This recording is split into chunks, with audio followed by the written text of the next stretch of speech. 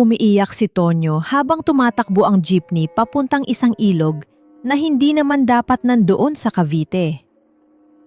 Pero bigla niyang naalala ang sinabi ng babae. Maliban na lang kung may papalit sa'yo.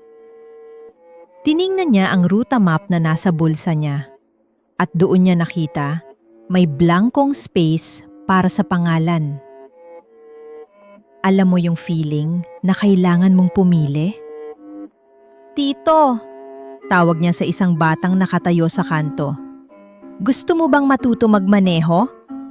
Libreng biyahe papuntang paraiso.